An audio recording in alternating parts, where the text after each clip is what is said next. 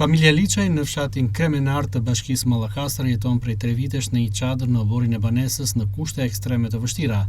44 vjeçari Ermal Liçaj për shkak të një dëmtimi në shtyllën kurrizore në kohën kur ishte ushtar nuk mund të punojë, duke mos mundur të sigurojë familjes së tij të ardhura. Unë kam qenë ushtarak, jam vrarë ushtar, kanë zënë arkat e municioneve, kam kërkojtur, s'ma kanë dhenë, i kërkojtëm ndihmë bashkisë Ballshit.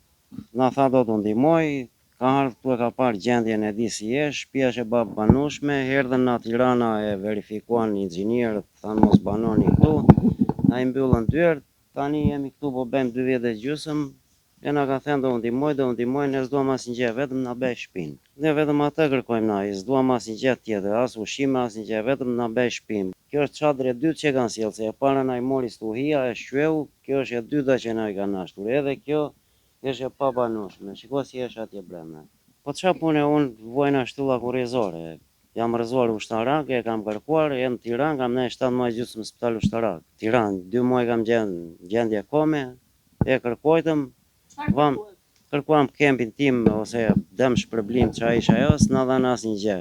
Me vështirë situata është për bashkëshorten e tij Filen, për të cilën përditshmëria është një makt i vërtet. Se s'do gjatë tjetër, burrin e kam të smur, asnjë gjatë tjetër s'dua, asnjë gjatë s'kërkoj bashkisë, vetëm çatin. Që ku po flen fleçade me djalë, me burr, në përdhje flej, s'do gjatë tjetër. Asnjë gjatë tjetër bashkë vetëm çatin e shtëpisë dua. Stina e dimrit e bën edhe më të vështirë gjendjen e tyre, teksa për shkak të stuhive jetesa në çadër bëhet e pamundur, duke i detyruar të strehohen në banesën e amortizuar me frikën se mund të shembet mbi kokë. Shprishu po bën gati 10 vjet që filloi, vajti nusja do shkelte atje brenda e dorasat. Kjo dhomë është jetëshare gjithë, ka ikur themeli atje gjithë. Po mbaj për punën e familjes, se bie fëmia aty edhe thyen kemën apo vritet fëmia. Ja na kanë thënë ata inxhinierat që mos u fusni brenda se është në rrezik shtëpia. Po shembje e gjitha ka vënë bal, ka ikur e gjithë shtëpia, shikoj si ka ikur. E gjithë, prandaj na nxorën jashtë ata neve, po kemi thirrur ne bashkisë, ai zoti qerim na ka thënë do t'u ndihmoj, vetëm me mashtrime, me gënjeshtër, se gjë tjetër, jo s'ka fond, jo s'ka këtë, jo s'ka atë, asnjë gjë.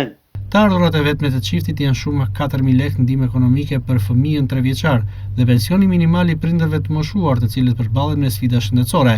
I kontaktuar për këtë situatë, kryebashkiaku i Mallakastër, Qerim Ismailaj, ka pohuar se deri më sot programet e financimit për strahimin kanë munguar, ndërsa zgjidhjet momentale të pagesës së qeras për një periudhë 1 vjeçare nuk janë përgjigjur pozitivisht, pasi kërkojnë riparimin e banesës.